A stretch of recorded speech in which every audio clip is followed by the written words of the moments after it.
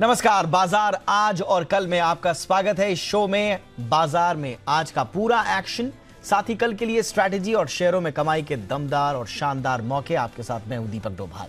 आप हमें शेयरों से जुड़े सवाल व्हाट्सएप कर सकते हैं 9582226666। ये है हमारा नंबर।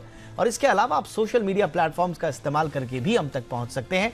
फेसबुक पर अगर हैं तो @ZBusiness ऑनलाइन इस पर जाएं, और ट्विटर हैंडल जो है हमारा वो है @ZBusiness। आप हमें अपने सवाल भेज सकते हैं इन सोशल मीडिया प्लेटफॉर्म्स के जरिए। और हाँ, हैशटैग लगाना मत भूलिएगा, #बाजार आज और कल लिखना ना भूलें। और मेरे साथ कल के लिए आपकी तैयारी कराने के लिए जी बिजनेस के मैनेजिंग एडिटर अनिल सिंह भी जुड़ रहे हैं। साथ ही साथ मेरे साथ एक खास मेहमान आनंद राठी सिक्योरिटीज के सिद्धार्थ सेडानी भी हैं। सिद्धार्थ जी, बहुत बहुत स्वागत है आपका। लेकिन सबसे पहले देख लेते हैं आज बाजार में कैसा रहा कारोबार। जरा फटाफट से नजर डाल लेते हैं। कारोबारी हफ्ते के पहले दिन बाजार मुनाफा वसूली का शिकार हुए हैं।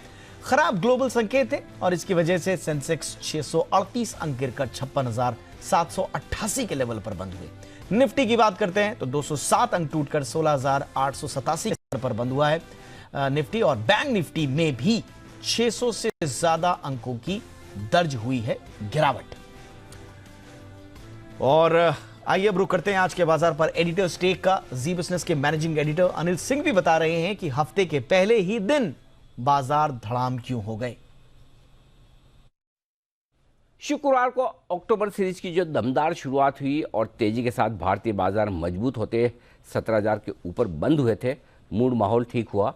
आज वो पूरी की पूरी तेजी हफ्ते के पहले दिन गायब होती हुई नजर आई। वजह फिर से वही, अमेरिका के बाजार। उम्मीद ये थी शुक्रवार को वहाँ तेजी बड़ी दिखेगी, उसके विपरीत 500 पॉइंट डाउ फिर नीचे जाकर बंद हुआ।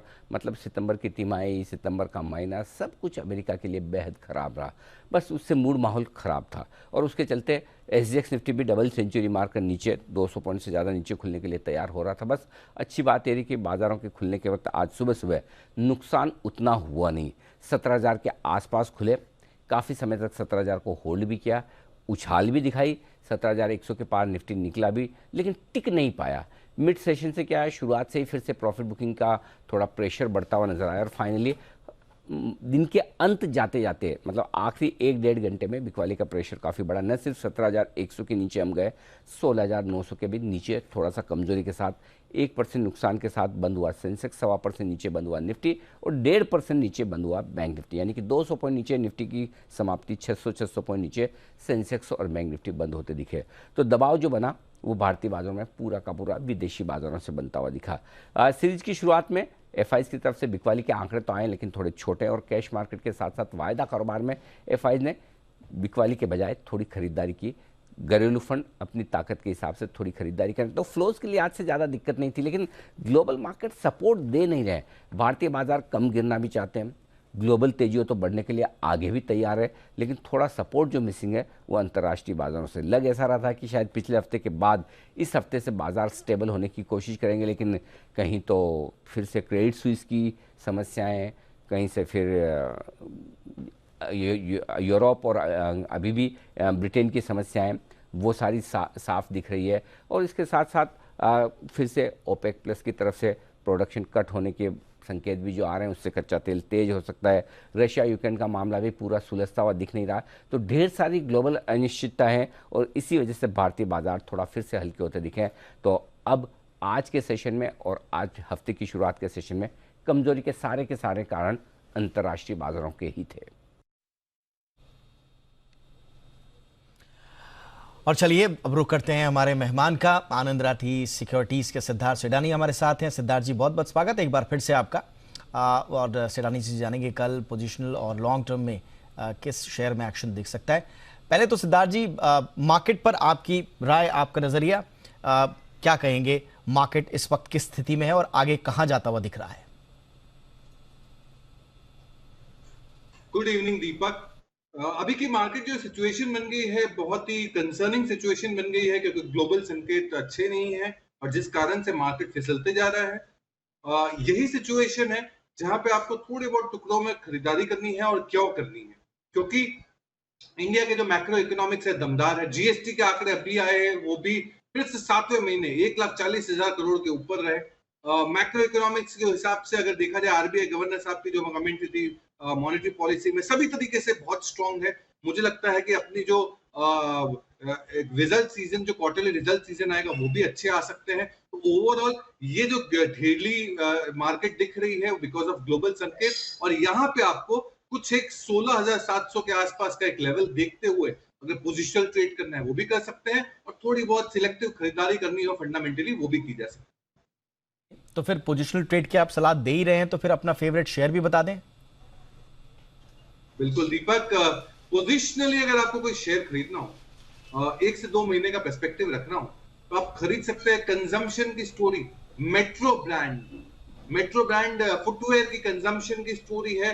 इकोनॉमी, मिडवेयर, मिड प्रीमियम, ये सारे ही फुटवेयर मार्केट में ये काफी अग्रेसिव है, काफी अच्छा दमदार ग्रोथ आ रहा है।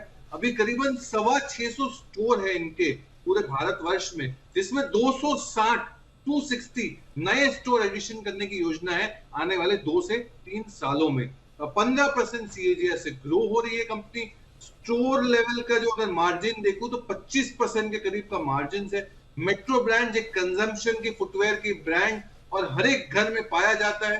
बहुत ही बेहतरीन स्टॉक, 945 का भी प्राइस होगा। आपको स्टॉप लॉस रखना है 900 रुपए का और टारगेट रखना है 1035 का। ऑल राइट सर, और लगे हाथ लॉन्ग टर्म पिक भी बता दीजिए सिद्धार्थ जी। बिल्कुल बिल्कुल दीपक, लंबे समय के लिए अगर आपको कहीं निवेश करना हो, अगेन टूरिज्म से और कंजम्पशन से जुड़ा हुआ ब्रांड लेमन ट्री होटल में कोई ना कोई शहर में कहीं ना कहीं रूप से आप कहीं ना कभी ठहरे जरूर होंगे। एक्सपीरियंस आप सभी को है। लेमन ट्री होटल की चेन है जिसका लार्जेस्ट मिड साइज होटल की चेन है। अगर सारे होटल्स को जोड़ दूं तो थर्ड बिगेस्ट होटल है। आज करीबन 84 होटल है Q1 के हिसाब से, 8,000 के ऊपर रूम्स है। एवरेज ऑक्यूपेंसी इनकी जो है अभी 65% की है। एवरेज रूम रेट पिछले क्वार्टर में 100% से जंप किया है, करीबन 4800 रुपए का एवरेज रूम रेट है, 4800 का। परफॉर्मेंसेस बहुत दमदार आ सकते हैं ये साल में FY23 में, क्योंकि सितंबर से अक्टूबर से दिसंबर तक पूरी एकदम त्योहारों का मौसम, ट्रैवलिंग का मौसम, घूमने का मौसम, और लार्जेस्ट होटल बनाने की योजना है जिसका नाम है ओरिका इन मुंबई। करीबन 670 रूम की होटल आ रही है जो कैलेंडर ईयर 23 के अंत में आएगी। ये बहुत बड़ा ट्रिगर होगा जो 20% अबिटा लाएगा कंपनी के लिए। सो खरीदारी की राय है लेमन ट्री पे। अभी जो दाम है 88 रुपए का, टारगेट आपको रखना है 1 साल के पर्सपेक्टिव से 110 रुपए 1 ईयर का पर्सपेक्टिव। चलिए, तो ये है सिद्धार्थ जी की पिक्स। एक बार फिर से पोजिशनल पिक सिद्धार्थ जी ने दी है। मेट्रो ब्रांड, टारगेट रखना है 1035 का, स्टॉप लॉस लगाना है 900 रुपए का। यह है पोजिशनल पिक 1 से 2 महीने के नजरिए के लिए। और लॉन्ग टर्म पिक सिद्धार्थ जी ने दी है लेमन ट्री होटल्स, जिसका टारगेट उन्होंने दिया है 1 साल के नजरिए से 110। आइए अब कुछ कॉलर्स का सवाल भी ले लेते हैं। हमारे साथ विकी जी जुड़ रहे हैं। विकी जी बहुत बहुत स्वागत, पूछिए सर अपना सवाल। विकी जी मेरी आवाज आपको आ रही है? एक बार फिर से स्वागत आपका। नमस्कार सर। नमस्कार विकी जी। सर मैंने 80 शेयर 1870 में कोटक महिंद्रा के लिए हैं, तो उसके लिए पूछना था कि मुझे अभी होल्ड करना है या निकल जाऊं उससे। ठीक है विकी जी, नीचे आ गया आप। ऑल राइट विकी जी। सिद्धार्थ जी 1870 कोटक 80 शेयर हैं, क्या सलाह देंगे विकी जी को? विकी जी आप बने रहिए, घबराने वाली बात नहीं है। लीडिंग प्राइवेट सेक्टर बैंक है, बहुत अग्रेसिव है, अच्छा बिजनेस करती है, क्रेडिट ग्रोथ दमदार है। अभी मार्केट की थोड़ी धुलाई हो रही है, इस चक्कर में स्टॉक में गिरावट है, बट बैंक बहुत बेहतरीन है। 3 से 6 महीने के लिए बने रह सकते हैं। 3 से 6 महीने के लिए बने रहे विकी जी कोटक में। कुछ और सवाल हमारे पास अलग अलग जरियों से पहुंचे हैं, अपने दर्शकों के वो सवाल भी ले लेते हैं। सौरभ जैन ने अपना सवाल भेजा है झाबुआ से। अदानी पोर्ट पर इनका सवाल है। भाव है इनका सिद्धार्थ जी 855 का, 100 शेयर इनके पास हैं। सौरभ जी को क्या करना चाहिए सिद्धार्थ जी? देखिए अदानी समूह में हालांकि हमारी कोई कंपनी पे कवरेज या सलाह नहीं है कोई भी अदानी ग्रुप शेयर में, बट अदानी समूह में अगर बैलेंस शीट वाइज देखा जाए तो अदानी पोर्ट ही एकमात्र ऐसी कंपनी है जो बिजनेस वाइज काफी स्ट्रांग और दमदार है। पर अभी गिरावट जोरदार है, तो आप थोड़ा बहुत एक ट्रेलिंग स्टॉप लॉस रख के रुके, बट ये ध्यान में रखेगा और गिरावट है तो आपको इसमें निकलने की सलाह। गिरावट आए तो निकलने की सलाह है अडानी पोर्ट से। दीप्ति नंदा जी का सवाल है ब्रह्मपुर से, ओडिशा से इन्होंने सवाल अपना भेजा है। बीपीसीएल पर इनकी क्वेरी है, 335 के भाव पर सिद्धार्थ जी इन्होंने लिया है। दीप्ति जी के लिए आपकी सलाह। देखिए, एक फायदा है बीपीसीएल के लिए कि क्रूड का दाम थोड़ा सा स्टैग्नेंट और स्टेडी हो चुका है, तो ये एक फायदा जरूर बीपीसीएल को बनेगा। पर मुझे नहीं लगता है फंडामेंटली ज्यादा कोई दम है इस स्टॉक में अभी। तो मैं तो ये कहूंगा आप इससे निकल के कोई अगर दूसरी कंजम्पशन प्ले में जाना चाहे तो उस पर जा सकते हैं, जैसे कि लंबे समय के लिए लेमन ट्री खरीदा जा सकता है, इस पे आप ध्यान दें। ठीक है, तो पोर्टफोलियो में को आप अपने रिस्ट्रक्चर भी कर सकते हैं, ये है सलाह सिद्धार्थ जी की। अभिजीत रॉय हमारे साथ जुड़ चुके हैं रायगंज से, पश्चिम बंगाल से। पूछिए अभिजीत जी अपना सवाल। सर, मेरा 50 शेयर है न्यूरेका में, जो मैंने 1045 रुपए में खरीदा था। अभी लास्ट 2 हफ्ते में तो शेयर बहुत डाउन हो गया है, इसलिए पूछना चाहता हूँ ये कितना लॉन्ग टाइम रखना चाहिए या एग्जिट करना चाहिए न्यूरेका पर। अभिजीत जी को क्या सलाह देंगे सिद्धार्थ जी? देखिए, मैं मानता हूं कि आप अगर रहना भी चाहे तो एक आध क्वार्टर के लिए रहे, पर अभी मिड कैप में थोड़ी सी गिरावट जरूर रहेगी। स्विच करना चाहे तो मैं आपको शॉर्ट टर्म पर्सपेक्टिव से ये सलाह दूंगा, मेट्रो ब्रांड्स पे आ जाए न्यूरेका से निकल के, क्योंकि कंजम्पशन स्पेस में मुझे काफी दम लग रहा है और अभी त्योहारों का मौसम है। आप समझते हैं कि त्योहारों के मौसम में कंजम्पशन ही चलता है। स्विच भी कर सकते हैं न्यूरेका को। बहुत बहुत शुक्रिया हमारे साथ जुड़ने के लिए। अगला सवाल अब लेते हैं चंदना पॉल जी का, बेंगलुरु से इन्होंने भेजा है। टाटा कंज्यूमर प्रोडक्ट पर इनका सवाल है सिद्धार्थ जी। 785 का भाव है, चंदना जी को क्या करना चाहिए? बिल्कुल रुकना चाहिए, क्योंकि ये सिर्फ नॉर्मल एफएमसीजी की कंपनी नहीं है, जैसे कि तेल साबुन शैम्पू बनाती है। ये कंपनी बहुत ही डिफरेंट एफएमसीजी की है। टाटा टी, कॉफी, स्टारबक्स, आज टाटा संपन्न तो स्पाइसेस जो एक अनऑर्गेनाइज्ड मार्केट था उसमें ब्रांड ले आए। ड्राई फ्रूट्स, जो अभी दिवाली का मौसम आएगा, ड्राई फ्रूट्स की कंजम्पशन बढ़ेगी, इसके भी ब्रांड टाटा संपन्न। तो डिफरेंट टाइप का एफएमसीजी के प्रोडक्ट्स है, काफी प्रोडक्ट पोर्टफोलियो बड़ा बनते जा रहा है। यहाँ पे तो बिल्कुल बने रहना है। इनफैक्ट कहीं नीचे आए तो लपक लीजिएगा, खरीद लीजिएगा। तो टाटा कंज्यूमर पर बने रहने की सलाह सिद्धार्थ जी की। अगला सवाल हमें रागिनी जी ने भेजा है। उनका सवाल लेने के लिए इस वक्त हमारे साथ जुड़ चुके हैं। जी पूछिए अपना सवाल। सर, मैंने जो आईडीएफसी फर्स्ट बैंक का शेयर है वो मैंने 50 रुपीज पे 2000 शेयर मैंने परचेज किया है क्वांटिटी के हिसाब से, और सूर्योदय बैंक का मैंने शेयर लिया है, वो भी मैंने लिया है 79 रुपीज के हिसाब से, 750 क्वांटिटी मैंने लिया है। तो मुझे ये जानना था कि उसको मुझे अभी होल्ड करना है कि नहीं, कि या लॉन्ग टर्म के लिए रखूं कि शॉर्ट टर्म के लिए मैं उसको रखूं तो शेयर को। आईडीएफसी और दूसरा शेयर कौन सा बोला आपने? सूर्योदय बैंक। सूर्योदय बैंक। सिद्धार्थ जी? सूर्योदय बैंक को तो आप निकल जाए, इसमें कोई खास मजा नहीं है। आईसीआईसीआई बैंक या एक्सिस बैंक पे आ जाए। आईडीएफसी फर्स्ट आप एक बार के लिए 3-6 महीने के लिए बने रह सकते हैं। बैंकिंग स्पेस में थोड़ी साइज बहुत इंपॉर्टेंट मैटर करती है, तो मैं जाऊंगा आईसीआईसीआई और एक्सिस के साथ, और आईडीएफसी आप बने रह सकते हैं।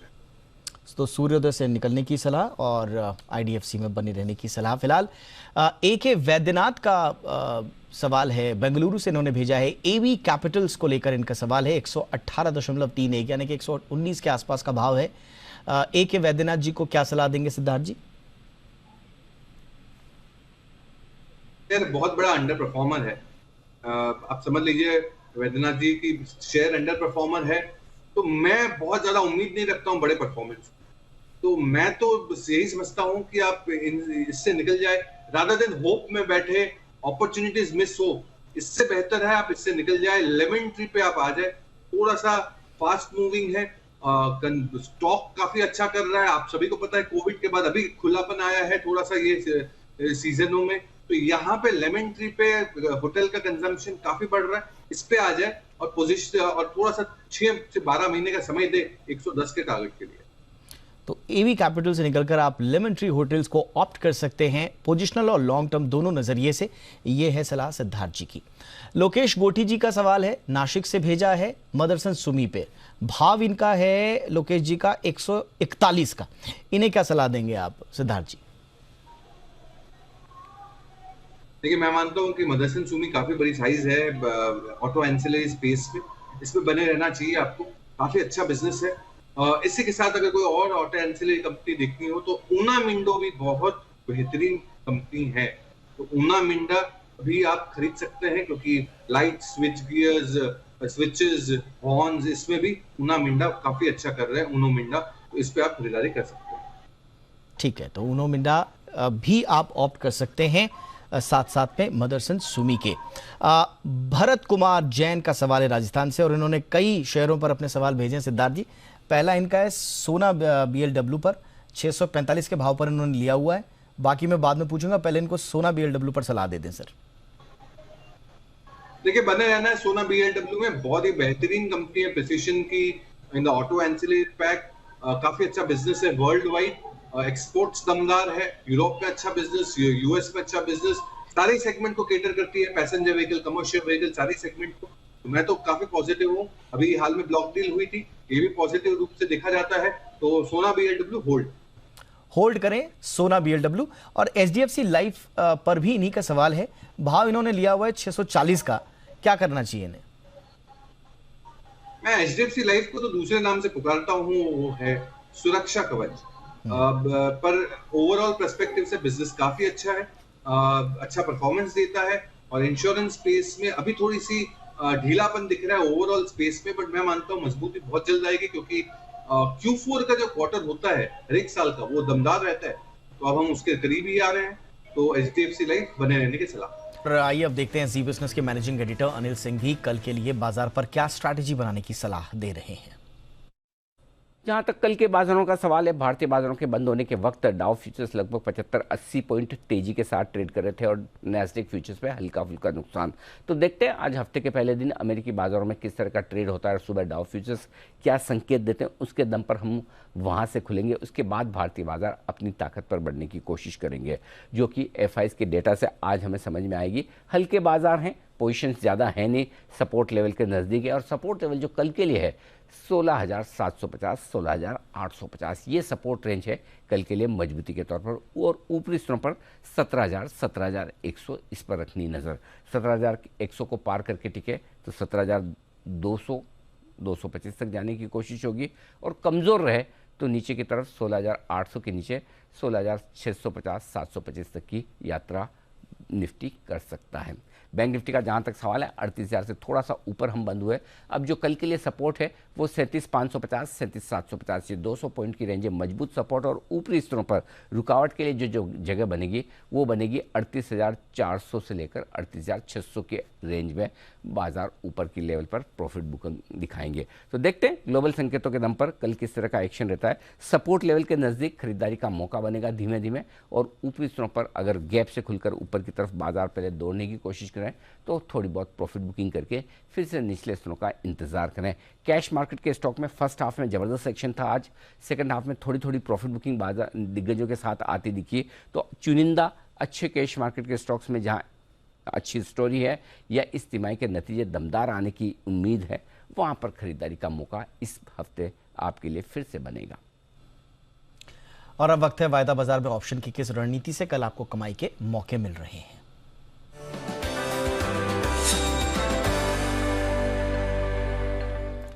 kiranjadhav.com के CEO आशीष केलकर जी हमारे साथ जुड़ चुके हैं। आशीष जी स्वागत, बताएं सर कल ऑप्शन के जरिए कहां मौके बन रहे हैं।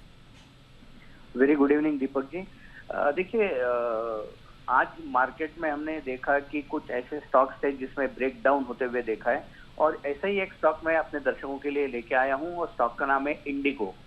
इंडिगो में एक बहुत इंपॉर्टेंट लेवल है, उसको आज के ट्रेडिंग सेशन में तोड़ दिया है, और अच्छे खासे वॉल्यूम के साथ ये ब्रेक डाउन होते हुए हमने देखा। तो 1800 का पुट ऑप्शन हम खरीदारी करेंगे, पुट खरीदारी करेंगे यानी हम मंदी करने वाले हैं। 1800 का पुट जो आज 69 के आसपास क्लोज हुआ है, इसी रेट के आसपास हम खरीदारी करने की कोशिश करेंगे। हमारा स्टॉप लॉस 54 का रहेगा, और एक ही लक्ष्य रहेगा 100 रुपए का, जो 2 ट्रेडिंग सेशन के अंदर हासिल होता हुआ दिखाई देना चाहिए। इसमें OI ओपन इंटरेस्ट का फॉर्मेशन देखते हैं तो वो भी इस व्यू को सपोर्ट करता हुआ दिखाई दे रहा है। चलिए, तो आशीष जी की राय इंडिगो, टारगेट 100, स्टॉप लॉस 54 का। बहुत बहुत शुक्रिया आशीष जी इस तमाम जानकारी के लिए। सिद्धार्थ जी के बाद चलते हैं और सिद्धार्थ जी से लेते हैं कल के लिए इंट्राडे पिक उनके। सिद्धार्थ जी। इंटरडे के लिए होगा वरुण बेवरेजेस, इसका ये भी अगेन बेवरेजेस सेगमेंट से है, बॉटलिंग का प्लांट है इनका, कोको कोला और दूसरे बॉटलिंग कंपनियों का। 1070 का प्राइस है, स्टॉप लॉस है 1050 का, टारगेट है 1118। सिद्धार्थ सिडानी जी, आज आपने वक्त निकाला हमारे दर्शकों के लिए, थैंक यू सो मच। और इसी के साथ बाजार आज और कल में इतना ही, इजाजत दें, नमस्कार।